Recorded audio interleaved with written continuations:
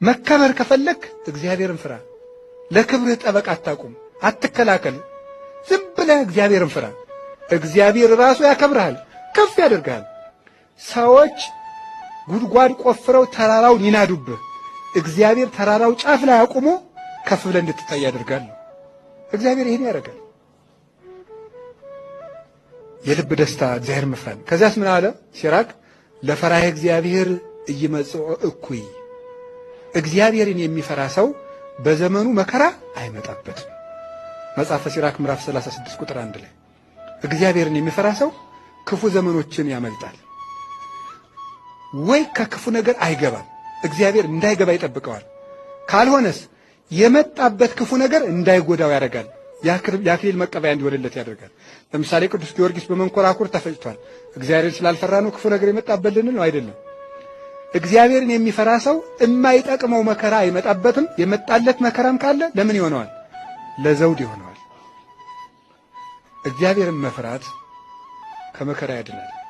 እኔ አንዳንድ ቀን በግሌ መሞት ያምረኝና ሆሆ ደግሞ የማላውቀው አገር በደስ ስላለሁ የእውነቴን እኮ ነው እንደው ውሰደኝ ልለው ፈልግና ደግሞ መግቢያዬን ሳላውቅ ቀራርፌ ቁጭ ልበል። ሁለት ነገር እኔ በግሌ ሳልዋሽ ብናገር ሁለት ነገር ይገርመኛል። አንደኛው ቆይተን ከምንበላሽ በጊዜ ብንሄድ፣ ሁለተኛው ደግሞ ሄደን ደግሞ መግቢያችን መች እናውቀዋለን። ይሄ ሁልጊዜ ጥያቄ ነው። ብንሞት ሲወል ይቆየናል፣ ስንቆይ ደግሞ እየተበላሸን ተቸገርን። እና በጣም ብቻ እግዚአብሔር ይማረን። እስቲ እግዚአብሔር ይማረን፣ እግዚአብሔር ይማረን። ግን ዋስትና አለን፣ አይዟችሁ። እኔ ልላችሁ የፈለኩት እንዲህ ያለ ጠላት ነው ክርስቶስ ያስቀረልን። የመጨረሻው ፈርሶ በስብሶ መቅረት። ነገ እንለወጣለን። ስለመለወጣችን ስላለመለወጣችን አትጨነቁ። ዝም ብላችሁ ተማሩ። አታስቡ አላልኩም፣ አትጨነቁ ነው ያልኩት። ተማሩ። ስትማሩ ቆይታችሁ መሄዳችሁ አሁን ኃጢአት ስትሰሩ ትችላላችሁ። ቢቻል አትስሩ፣ አንስራ። ባይሆን ግን ተመልሰን መተንም እንማር፣ እንስተካከራለን። ጌታዬ ኢየሱስ ክርስቶስ ሆይ እንደ በጎ አዝመራህ ቁጠረኝ፣ በጆሮዬ ውስጥ እንክርዳድ ከሚዘራብኝ ክፉ ጠላት ጠብቀኝ። የሻከረውን ልቡናዬን አንተ አለስልሰህ ዝራበት፣ በመስቀልህ ርፍነትም ልቡናዬን ረሰው ብለን እንጸልይ። ቃሉ ብርቱ ነው። ቃለ እግዚአብሔር ይመትር ነደ እሳት፣ ቃለ እግዚአብሔር ያድለቀልቁ ለገዳም። የእግዚአብሔር ቃል በረሃውን ያነዋውጠዋል። የእግዚአብሔር ቃል የእሳቱን ነበልባል ይቆርጣል ስለሚል ይህ አሁን የመጥቶ ሰው ዘፈን ኃጢአት ነው አባ ይለኛል። አሁን ዘፈን ኃጢአት እንደሆነ ጠፍቶት አይደለም።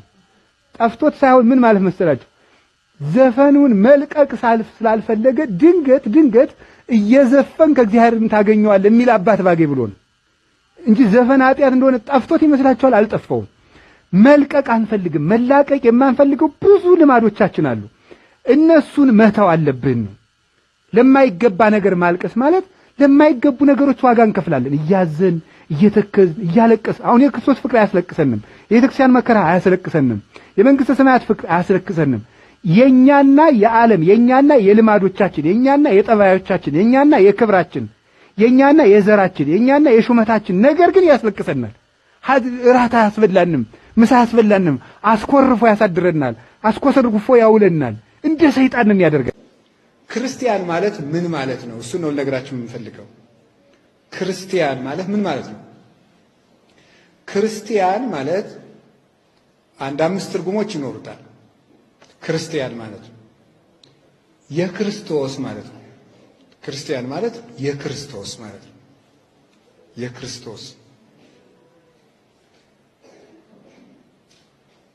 የክርስቶስ ማለት ነው። ክርስቶስ ማለት ምን ማለት ነው ታውቁታላችሁ? እንግዲህ ሁላችሁም ክርስቲያኖች ናችሁ። ማወቅ አለብን ይሄን ጎበዝ። ክርስቲያን ነን። ክርስቶስ ማለት ምን ማለት? ክርስቲያን ማለት የክርስቶስ ክርስቶሳዊ እንደ ክርስቶስ በክርስቶስ ስለ ክርስቶስ ማለት ነው። ታዲያ እንደዛ ከሆነ ክርስቶስ ማን ነው? ምንድን ነው ክርስቶስ ማለት? ክርስቶስ በአረብኛ አልመሲህ ይባላል።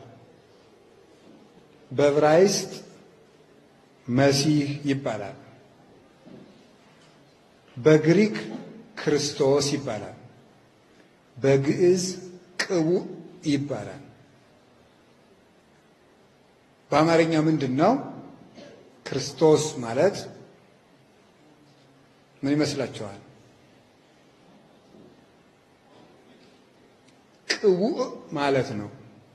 ቅቡዕ ማለት ነው። ቅቡዕ ማለት ምን ማለት ነው? ቅቡዕ ማለት ምን ማለት ነው? ክቡር የተዋሃደ ማለት ነው። ክቡር የተዋሃደ ማለት ነው። ክቡር የተዋሃደ ክርስቶስ ማለት የተዋሃደ ማለት የተቀላቀለ ማለት አይደለም። የተደመረ ማለት አይደለም። የተለወጠ ማለት አይደለም። የተያያዘ ማለትም አይደለም። የተዋሃደ ማለት ነው። የተዋሃደ ክርስቶስ ማለት የተዋሃደ የከበረ ንጉሥ ማለት ነው። ቅቡዕ ቀባ ከበረ ነው። ነገስታት ተቀቡ ሲባል ምን ማለት ነው? ከበሩ ማለት ነው። ገሌ ተቀብቶ ነገሰ ሲባል ከበረ ማለታችን ነው። ክርስቶስ ቅቡዕ ማለት ነው። ቅቡዕ ማለት ደግሞ ክቡር ማለት ነው። ተዋህዶ ማለት ነው። ወይም ከሁለት አካል አንድ አካል፣ ከሁለት ባህሪ አንድ ባህሪ ማለት ነው። ምዕመናን ሂደት መጣ እያለ በሕይወታችን የሚገጥሙን ፈተናዎች ቀስ በቀስ ክርስትና እንድንለማመደው የሚያደርጉን ጣፋጭ ሕይወት መንገዶች ናቸው። ወገኖቼ ፈተናን እኮ መቋቋም መቻል አለብን። በፈተናዎች እኮ መሰበር የለብንም። አንዳንድ ፈተናዎችና አንዳንድ መከራዎች ልካችንን ይነግሩናል፣ ማንነታችንን ያሳዩናል፣ አቅመ ቢሰነታችንን ይገልጹልናል። ያለ እግዚአብሔር እጆች ምንም መሆናችንን ያስተምሩናል። እኛም በሕይወታችን ከጸጥታው ይልቅ ሁከት ከገጠመን፣ ከድሎቱ ይልቅ ማጣት ከገጠመን፣ ከማግኘቱ ይልቅ መጉደል ከገጠመን፣ ወገኖቼ እመኑኝ እግዚአብሔር እኛን በዛ ውስጥ የመራን አንዳች የተሻለ ጥልቅ ጥቅም ቢኖረው ነው የወሰደን ብለን ነው የምናስበው። የተሻለ ባይሆን እንዴት ይመራናል? ችግራችን ገና በቀደም ተወግዶ ሌላ ችግር ሲመጣ እንደገና እንጠረጥረዋለን። ከትላንት ያሳለፈን እግዚአብሔር ለዛሬም የማይታመን ይመስለን እንጠረጥረዋለን። እግዚአብሔርን በችግራችንና በመከራችን ልክ መገመት እንፈልጋለን። ለአንተ የሚያቅት የለም ከማለት ይልቅ በፍርሃት እንናጣለን። ለዚህ ነው ረስታችሁት ነው የሚላቸው አይመስልም። ረስተኸው ነው ስራ ሳይኖር ስንት ዘመን ያኖረ፣ በምን እኖራለሁ ስትል ያኖረ፣ ምን ይውጠኛል ስትል ያስጠጋህ፣ እንዴት እጽናናለሁ ስትል ያበረታህ፣ እንዴት አልፈዋለሁ ስትል ሊያሳልፍህ የመጣውን አሳልፎ ያሳየህ። ታዲያ ረስተኸው ነው። ዳዊት ሲደገም እግዚአብሔር መንገዱን ቆሞ ይቆያል። እንዲያውም እንገራችሁ በቅዱስ ዳዊት መዝሙር የሰማይ መላእክት ሳይቀሩ ይዘምራሉ። የሰማይ መላእክት ሳይቀሩ ይዘምራሉ።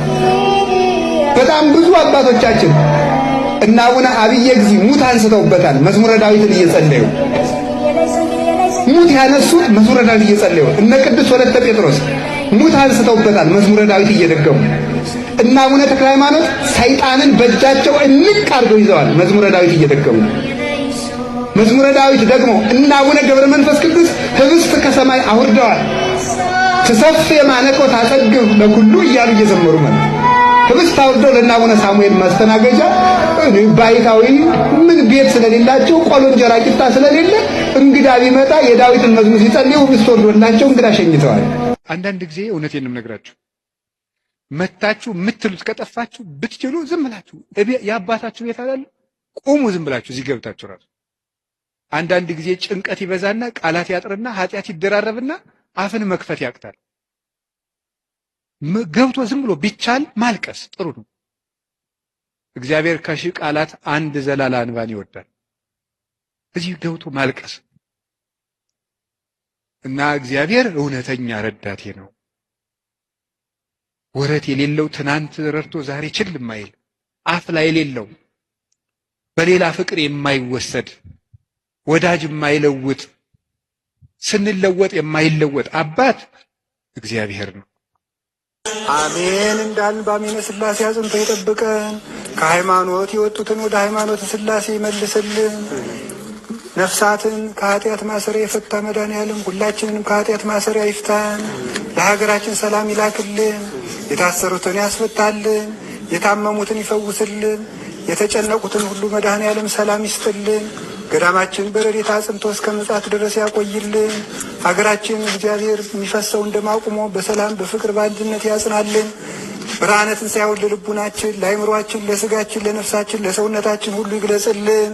አቡነ ዘበሰማያት ቅዱስ ስምከ ትምጻእ መንግሥትከ ወኩን ፈቃድከ በከመ በሰማይ ከማሁ በምድር ሲሳየነ ዘለለ ዕለትነ ሀበነ ወኅድግ አበሳነ ወጌጋየነ ከመ ንሕነኒ ንሕነኒ ታባአነ እግዚኦ ውስተ መንግሥተ ሰማያት ወኩሎ ስመዚያ ከተመሰለ ስርዓት አለካም ሰላም ቅዱስ ገብርኤል መልአከ ውእቱ ማርያም ሰላም ለኪ ሁናች በድንግል ስጋችን እግዚአብሔር ጽዋት ሰላም ለኪ ቡርክት አንቲ እምአንስት ወቡሩክት ፍሬኪ ተፈሥሒ ፍሥሕት ጸጋ እግዚአብሔር ልጅ ሰዓሊ ጸልይ መረታ ወልድ ኢየሱስ ክርስቶስ ከመ ይስረይ ለነ ኃጣውኢነ ክርስቶስ ተንሥአ እሙታን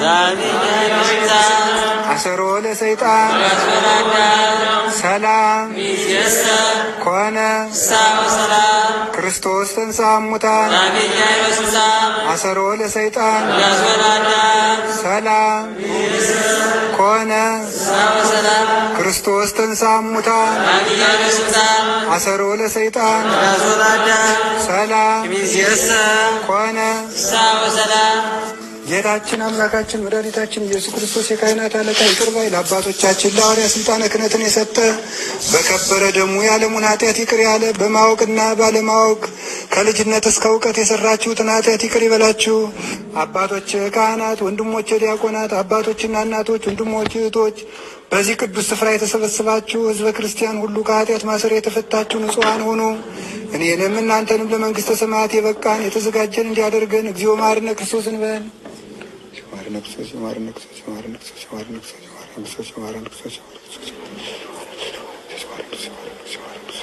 በእንተ እግዝእትነ ማርያም መሐረነ ክርስቶስ።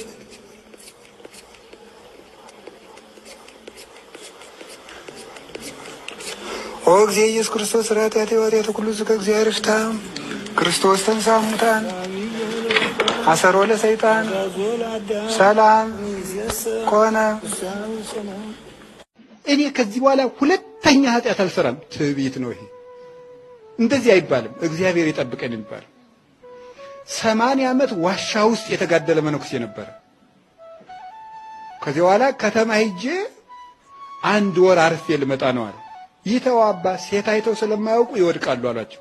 እኔ አባ 80 ዓመት ተቀጥቅጬ ተጋድዬ መላእክትን ለማየት በቅቼ የራስህን ውድቀት ተናገር አሉ። ሄደ። ውድቀት ገጠመው። ልጅ ወልዶ ተሸክሞ ይዞ መጣ። እንግዲህ ሰውን ካልሞተ አትመኑት አለ መጥቶ ከገዳሙ። ሰው ሲሞት ነው። ካልሞተ ሰው ገሌ ቅዱስ ነው አይባልም ማለት። ቢሰባ ኑሮስ ምክር እኔ ቅዱስ ነኝ፣ እኔ ንጹህ ነኝ፣ እኔ አልወድቅም አይባልም። እኔ እንደዚህ አይገጥመኝም አይባልም። ትዕቢት ነው። ቅዱስ ጴጥሮስ ሁላችሁ ትክዱኛላችሁ አላቸው ጌታ። እሱ ምን አለ መልሶ? ሌሎች ሊክዱ ይችላሉ፣ እኔ ግን በፍጹም አልክድም አለው።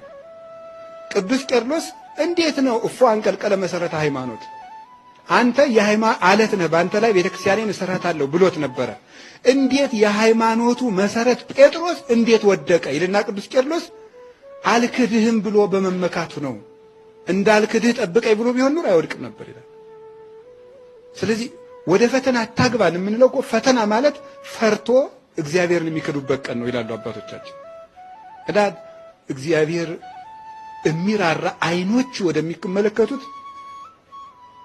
ልብ ወደ ተሰበረ ነው። ብዙ ደም እየፈሰሰ ነው፣ ይበቃልናል። ሰው ያለ ዕድሜው እየተቀጨ ነው። እናት ያለ ጧሪ እየቀረች ነው። ብዙ አይኖች ደም እያለቀሱ ነው። እንታረቅና እግዚአብሔር ይማረን። የጨካኝ ልብ እግዚአብሔር ይመልስ። እኛ እንታረቅ፣ ይቅር ባዮች እንሁን። ሁከት ከበዛበት ትዳር የመጣ ልጅ ነው አገር የሚያውቀው። እኛም አንሰማም። ሚስትም ባሏን አትሰማም፣ ባልም ሚስቱም አይሰማም። ውሎ ገብቶ ሰው አይደማመጥም። እንደ ዝንጀሮ ስልኩን ይዞ ቁጭ ነው፣ የሚሰማ የለም። በጣም አስቸጋሪ ነው በእውነት ማለት ነው። የሚሰማ ሰው ከጠፋ ዓለም የሚጠፋ ጆሮ ሲጠፋ ነው። ለሰራተኛይቱ አነስ ያለ ራት ትሰጣታለች ከሱ ፊት። አንቺ ጨምሪያት እንጂ ካለ ነው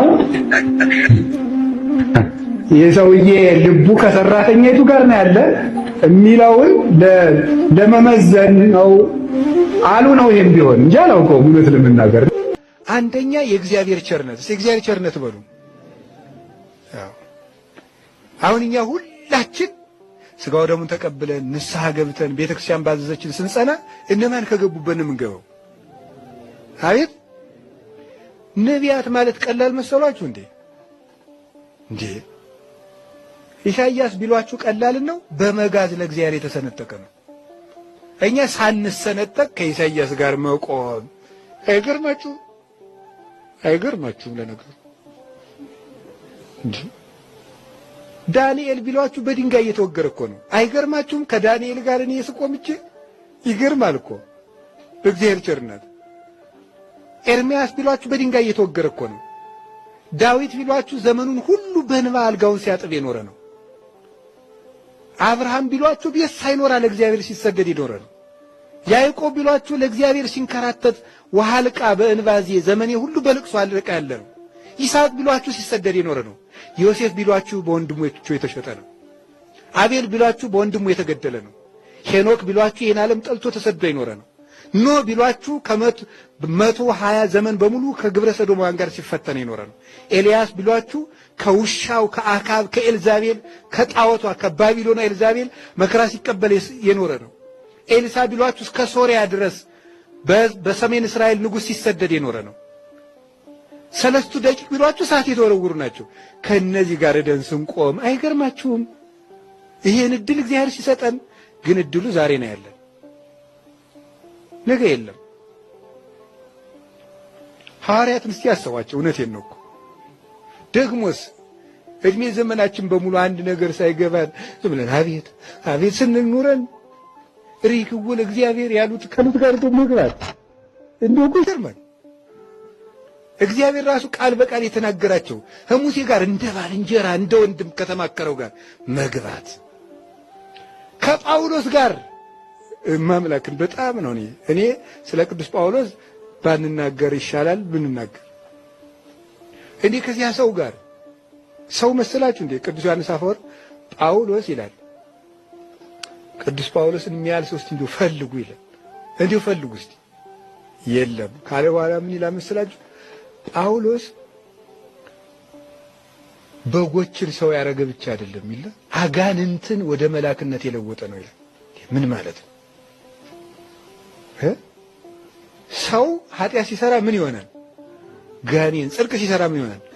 መልአክ ነው እኮ ያ ሰው። ቅዱስ ጳውሎስ እንደዚህ ያለ ሰው እስከ ልዋሪቆን እስከ ምድር ዳርቻ እስከ በረዶ አስተምሮ አገር ቢያልቅበት ደግሞ እዚህ በኋላ በረዶ አገርም በኋላ እኮ አገር ሊኖር ይችላል ብሎ የሚያስተምር የሁሉንም ነፍሳት ስም ይዞ ባይምሮ የሚጸልይ እስከ ሶስተኛው ሰማይ እየተነጠቀ 40ውን አንድ እየተባለ በድንጋይ እየተወገረ 3 ጊዜ ከባህር ተጥሎ የዋለ ያደረ። አሁን ከቅዱስ ጳውሎስ ጋር ደንኛ እንዲው ስንቆም ወይ ጥጋባችን እንዲው ይሄ እድል ነው የተሰጠን። የሚደንቀኝ ይሄ ቸርነቱ ነው።